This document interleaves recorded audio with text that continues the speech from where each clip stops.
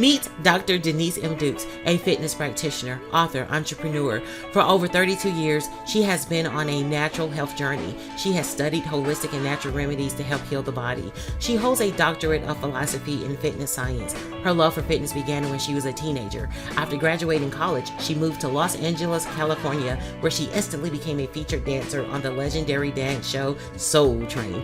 Wherever you find Dr. Dukes, rest assured you'll feel the passion and love she has for people, holistic health, and creativity. Welcome to another episode of I Need a Session. I'm Kim Wilson, your host. I am joined today by another powerhouse, Dr. Denise Dukes. Hi, Kim. Hi. My sister queen. Hello. Yes, my beautiful queen. It is so wonderful to be back and to be back with a powerhouse, a holistic fitness practitioner. We're talking all theme with wellness today, and I'm really excited. When we feel good, we do good. And yes. Dr. Dukes is here today to just give us a little education about what we put into our bodies. I think that's important. Yes, very much. You know, I always say we're not just anything. At any given time, we're more than just one thing. And Dr. Dukes, she has worn many hats. And listen, her amazing stamp started early. I mean, do you know who we have among us today? This is a former Soul Train dancer. You just don't make it a Soul Train because you can do a two-step. You know what I mean? No. You better pay some dues. Yes. I mean, the first Miss Black Alabama 1987 come through. There you go. My sister queens, I salute you out there. Yes. And you know, what I really love about this powerhouse, it's just her being open about being over the age of 55. And I think that's something to celebrate because when you look that good, when you look this amazing, tell it because now I get to see what I can be. Sometimes we just have to see what we can be. And I want to jump right in. I don't want to waste any time. Okay. How did you even start this journey of a holistic health and wellness?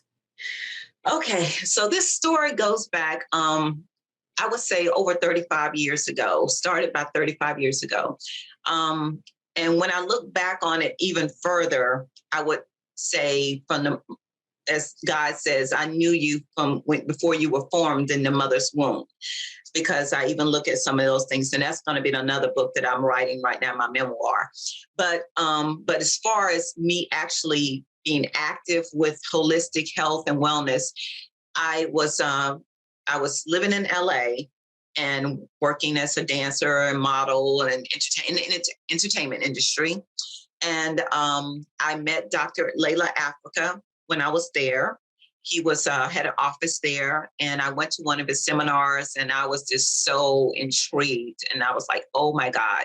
So the whole year that I was in LA, I actually became a vegan. That was the term, that people used back then. And so I adopted that lifestyle because of his teachings, and it made sense to me, the way that he would explain it to you.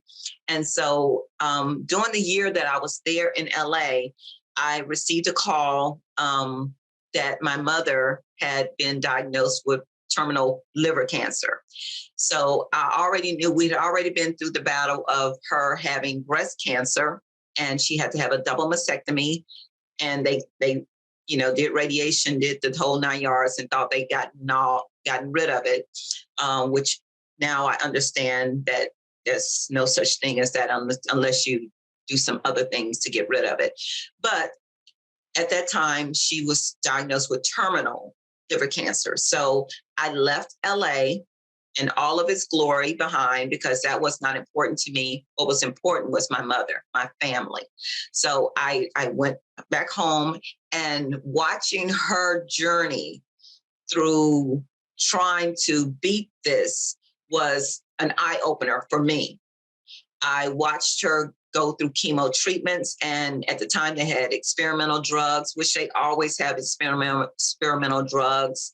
And so my father and herself and we all agreed, let's try anything, to keep her alive, because, they said the the regular treatment just wouldn't make it, so the only hope was maybe this experimental drug. So during the time, I watched her just dwindle, her whole, physical, mental, spiritual, everything just started just dwindling down.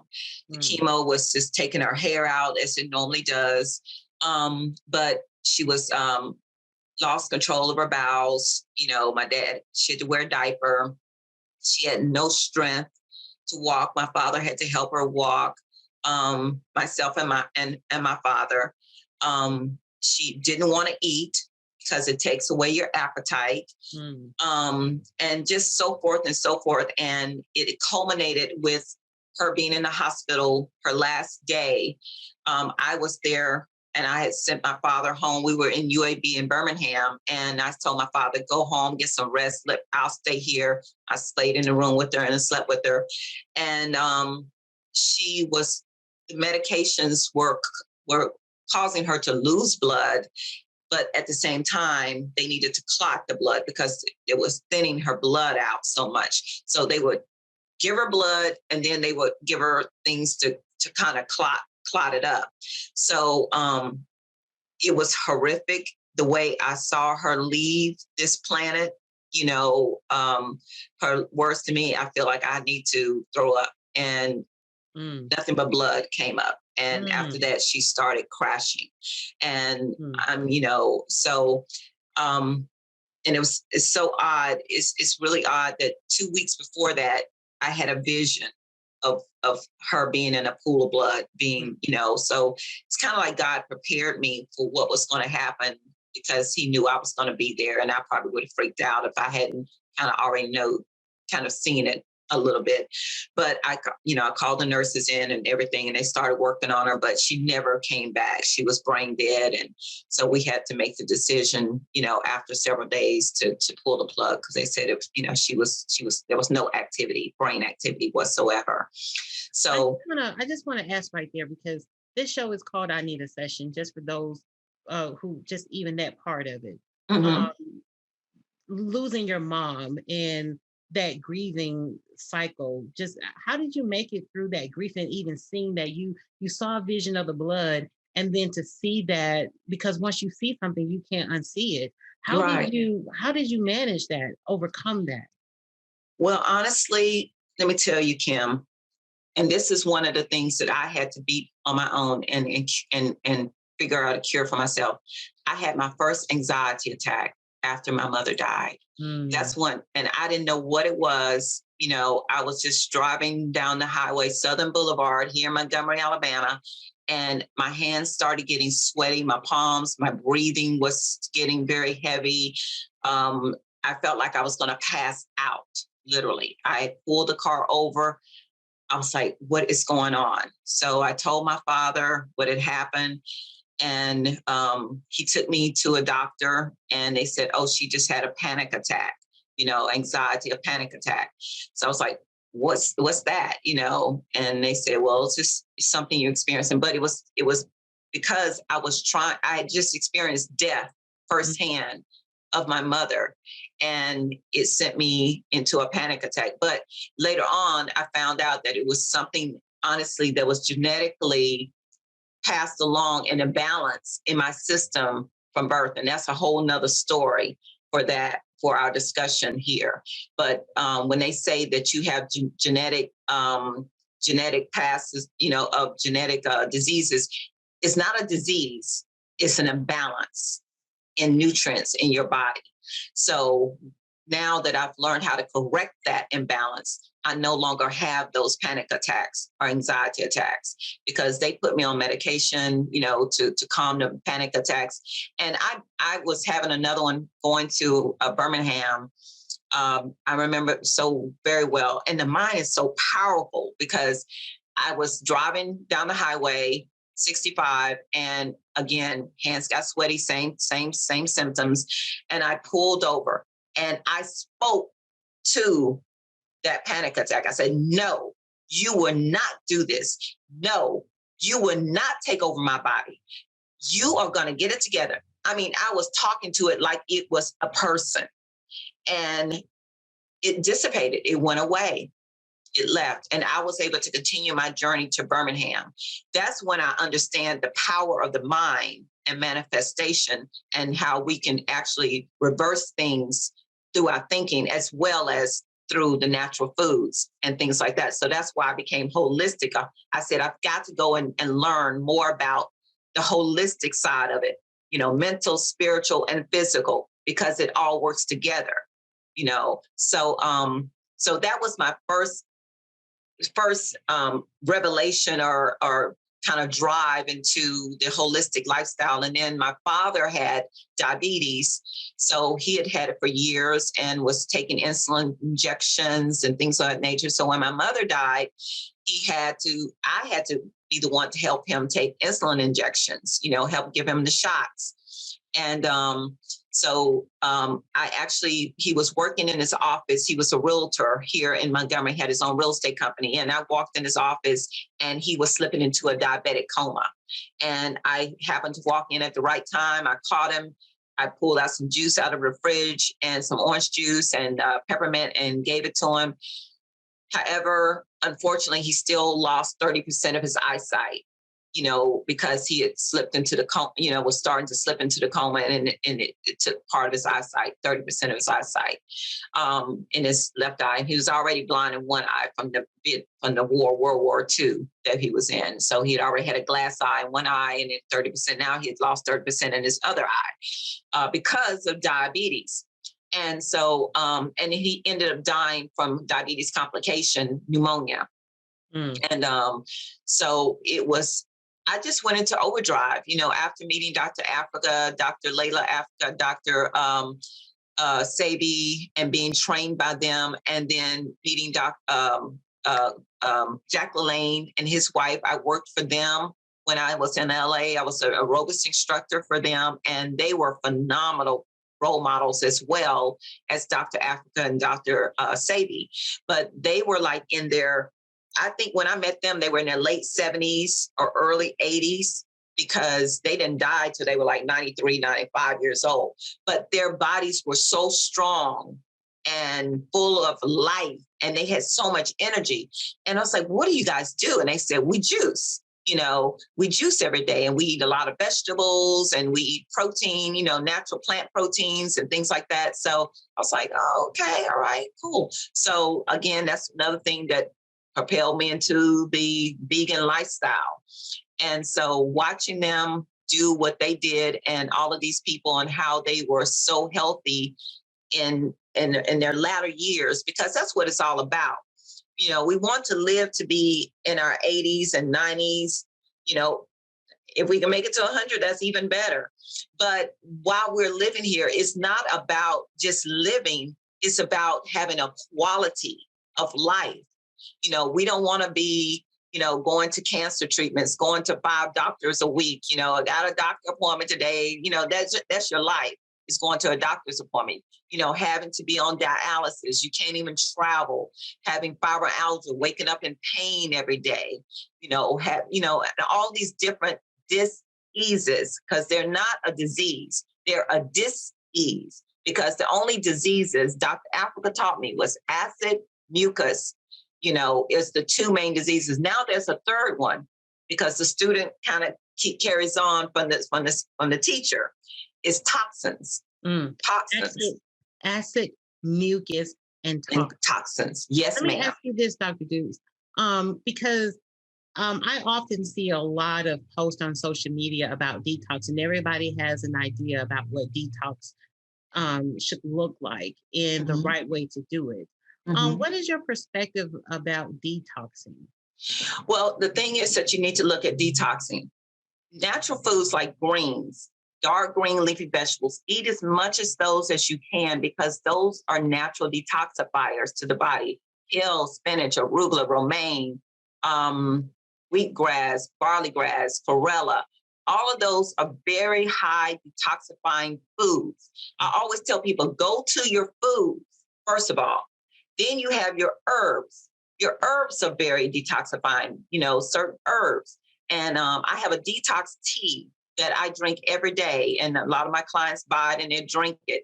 But it's very calming, because what you don't want to do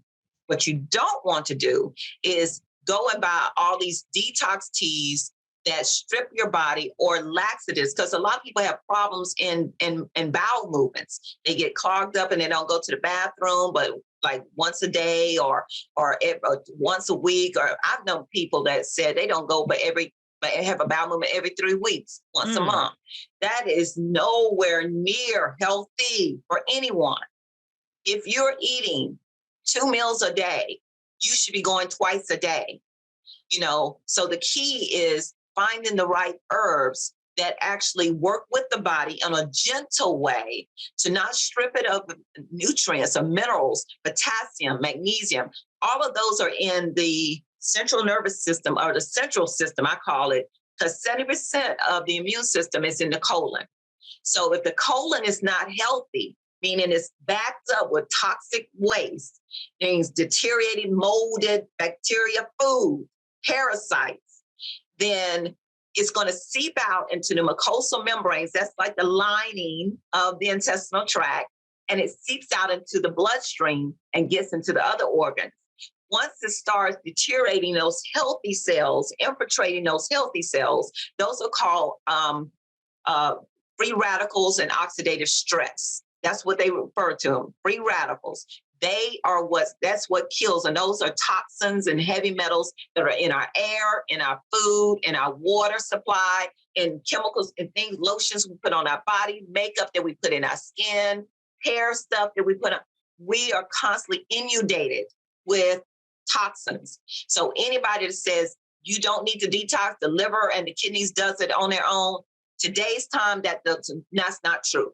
Everybody needs to detox. Everybody. So you gave us a lot. I want to make sure my listeners don't miss this, because I'm always thinking in terms of tools. When we can identify tools and learn to use them appropriately, we become skilled at it. So I just kind of want to back up to make sure that everyone caught this. Acid, mucus, and toxins, those are the things that causes those diseases. Those Yes. we should be looking at. Secondly, the tools we turn to our food. Our food is a tool that we can use. And I like how you identify all those greens, kale, spinach, arugula, romaine. That is some powerful information. So just even having moringa is a very good superfood. And it's from Africa, and it was, grows in Africa, and very powerful superfood. I have it in my greens my alkalizing greens that I formulate. But it's just so many wonderful things. Chlorella, like I said, barley grass, wheatgrass, but things that people can get to readily here in the United States: spinach, kale, arugula, romaine. Anything dark and green is powerful for the body as far as detoxing the body. And it's loaded with potassium, magnesium, a lot of the electrolytes that the body needs, along with some vitamins, some very, very essential vitamins that the body needs. And honestly, we don't get enough of it because, number one, we cook our foods to death. We put them in I can't, my mother did it, my grandmother did it, I did it for years because I didn't know any better. I want to make some greens, collard greens. I put them in some water, put some, when I started eating healthier, neck bones, and not neck bones, but we used to do on neck bones, but turkey necks and things like that. But we're boiling the food to death. All the nutrients are in the water. My mother used to eat the juice from the collard greens and put cornbread in it. And I was like, why do you do that? And she said, it just tastes good. But what it was is, innately, her body was craving the nutrients that was in that water. And it was giving her cells something to be satisfied with, because the cells need life. And that's why God put us in the Garden of Eden, because he said, I have put every seed-bearing plant and tree in the garden for food for your body. Okay? Now, again, he put Adam over all the animals, over the fowls of the sea and the creatures of the sea, and told him to name them. But he never did. I don't remember any place in the Bible where he said, you can eat these for food. He put them in the garden because That's where we came from. From dust you come from dust you shall return. So what grows from the ground is what we should be putting in our body. If you want to be alive, you eat live foods. If you want to be dead, you eat dead foods. So when you cook foods to death, as a chicken or a cow or some of the vegetables and things like that, you're killing, and don't, let's not even talk about microwave. Microwave totally kills the nutrients in foods. You're just eating for taste.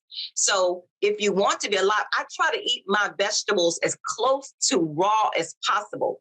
If I'm not eating a salad, I will lightly steam my vegetables or lightly saute them. Only use grapeseed oil, avocado oil, or sunflower oil when you're cooking, when you're steaming or high heat. Olive oil is not made to be high cooked. It only goes on top of the salads. It goes on top of bread. If you're going to eat some bread, which, it's another story. But if you're going to put it lightly over your steamed vegetables after it's cooked, then yes, that's what olive oil is used for. But olive oil changes this whole chemical compound when it's high heat, cooked at high heat. So it becomes toxic to the body. Oh, wow, that's some good information. So you're saying you recommend steaming your vegetables in grapeseed oil. Did you say avocado oil? Yeah, well, see, when you steam them, you just steam them with put herbs, a lot of herbs on them. If you use salt, use the Himalayan pink sea salt. And I say pink because they make it white out there, and white is not, it's not right because on the reason it's been processed. Anything that's been bleached, it's been processed, so Himalayan sea salt naturally comes in a pink color, okay, coloration. So you want to do, if you're going to add some salt, at least it has like, about 72 minerals. Pink, Himalayan pink sea salt. White salt, iodine salt doesn't have anything in it. Nothing. It's just a taste, sodium, which causes more bloating and water retention in the body. So if you're going to use, and if you use pepper, make sure you try to use a pepper from ground peppercorn, not the little red box pepper, black pepper that we grew up on, but we're talking about peppercorns, the one you grind. Or they have it now, some that's in a bottle that's already been grinded down that you can buy from the Publix or, whatever stores that you shop at. But I use a lot of herbs. Experiment with herbs. When I cook I'm steamed vegetables, I put cilantro, I put dill weed on there. I put I have one that's called a Season Fest, Herb Season Fest. It just has a blend of different herbs in it. And so I put all of that on my steamed vegetables while they're steaming, and a little pink Himalayan sea salt and some black pepper. And then when I take it out of the steamer and put it onto a plate or a bowl, I drizzle the olive oil on top of it at that point. So let me ask you this, Dr. Dukes. What does a typical meal look like? Okay, what's your meal today? What did you have this morning? What are you going to have today? What's on your plate? Well, I started my day off with an oatmeal parfait that I used to make at the beginning of the week. And that oatmeal parfait is basically rolled oats, organic rolled oats. And make sure they're organic. Bob's Red Mill makes a great one. And then I add fruit on there. So I always break my fast with fruit, always. Okay. So I break my fast with water. I'm sorry. I start with water, spring water. And then I go to my oatmeal parfait, or I'll do some fruit. If it's mango, pineapple, whatever. If I do some strawberries, I'm going to do a whole bunch of berries, the strawberries, blackberries, blueberries, things like that. And then for lunch, I used to make me a wonderful smoothie.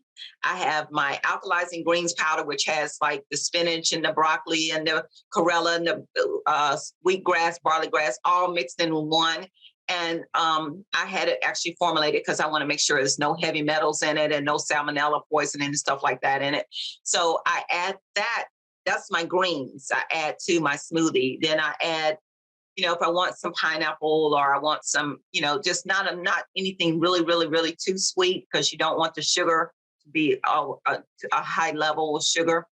And then I will also add some sea moss powder to it, because sea moss has 92 of your 102 trace minerals that the body needs. So it's very energizing, very healing, keeps your skin very young looking and very, just keeps you a lot of energy, gives you a lot of great energy. So sea moss powder is very good to add to it. And then I add my coconut water. And I buy the 365 brand of coconut water, because look on the back. I always tell people the front of the labels in the stores is for entertainment. Okay, it's going to look great. It's going to look dashing. It's going to be colorful. And it's like, oh, I want to get this. But when you turn it around the back and you look at the ingredient list, if it has over 5 or 6 ingredients, put it back, because more than likely it's going to have some preservatives or something that's toxic to your body in it. So I look at the back and then I look at the nutrient content. Most coconut waters have, the one that I use has 563 milligrams of potassium in 1 8-ounce serving. So that's why I add that to my smoothie. And then I add some spring water as well, because I need to make sure my body is getting the right electrolytes. And being over 50, females especially, because we go through menopause and we sweat, lose a lot of potassium. And then we are high stress in this world. It's just a stressful time for everybody. Everybody is stressed in some way or the other, whether family, politics, whatever it is. So that robs our body of potassium. Okay. And so what we need to make sure, and then if you're on medications, then it's pulling potassium out of your body. Remember, the body doesn't store potassium. It doesn't store. You got to get it every day. We're supposed to get 4,700 milligrams of potassium. I'm giving a little secret away that I'm promising for another show that we're going to do. But it's a very important nutrient for a lot of reasons, especially for African Americans. But that's why African American women, when we hit over 50, and males, we have high levels of stroke or heart attack. Okay, so it's all about the minerals, replacing the minerals, the electrolytes in the body, keeping those balanced. I call it the perfect balance system. So I like to focus on nutrients, on nutritional, and I focus on weight loss. But you're going to actually lose weight if you're doing it right, a perfect balance of nutrition. Yeah, we have picked up a lot of tools and information here. I love what I'm hearing. Dr. Dukes, she's an author. I tell you what, she's not just one thing. Tell people how they can reach out to you, how they can tell them about your book that you have. Okay. The book that I have, one of the books I've written is called Detoxification and Alkalinity, How to Live a Disease-Free Lifestyle. Okay. And in this book is over 35 years of research, self-experimentation, and also my clients and people I've worked with. And so they're proven things that have worked for myself and others. And I've got a lot of help from Dr. Africa and Dr. Sabi, because a lot of their things I transferred into this book as well, the things they told me. And so it has a list of diseases like diseases, I have to correct myself, from A through Z. What you don't want to do, I need people to remember, get away from the word diet. Do not diet. The word die is in diet. Okay, so we don't want to die. We want to live. So we're going to change our lifestyle, how to live a disease-free lifestyle. So again, this book also has a list of alkaline foods. You want to make sure that your lifestyle it consists of at least 80% alkaline foods and 20% acidic. Because I know people are not going to just stop eating meat altogether. I don't. I still eat chicken, but I say clean chicken, baked, broiled, grilled. I'll eat some fish. I don't do pork. I don't do beef, because I know those are high, very toxic foods, and they don't digest at all in the body very well at all. So chicken is kind of getting there with me, but I'm trying to work through the chicken thing. And and trying to find a balance with that. But fish, I love, and certain seafoods, I do like to eat. So I don't consider myself a vegan. I'm more plant-based. And that's what you need to do. My whole, like I said, I start my breakfast off with vegetables. I'm sorry, fruits. And then for lunch, I do a smoothie, which has my alkalizing greens. So it has all those greens in there. And then I add some little fruit, and I add some sea moss powder in there because that has 92 of your 102 trace minerals. And I add the coconut water because it has the high electrolytes in there, the magnesium, potassium, calcium, sodium, things like that our body needs. And then I add some spring water. And so that's what I have for lunch. And for dinner, I eat a sensible dinner around 4 o'clock or so. I try not to eat after 6 because I need the body to start breaking this down because the body can't be in a state of healing and digestion at the same time. Ooh. So when you're asleep, that's when your body should be resting and healing itself. But if you just got through stuffing yourself with some steak and potatoes and all this, your bodies can't heal. You can't. So you're perpetuating, more dis-ease in the body, Yeah, I love that. I even just love the word healing. Dr. Dukes, you could have been anywhere in this world, but you chose to hang out and rock and roll with me today. And I appreciate that. Thank you so much for your time and for your love. I salute you, Queen. You are my sister, Queen, and I thank you for your wonderful show and platform. And, may God just bless you with super success and abundance just flow down. Thank you. I received that, my queen.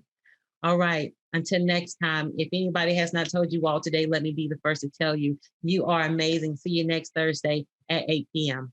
Onward and upward.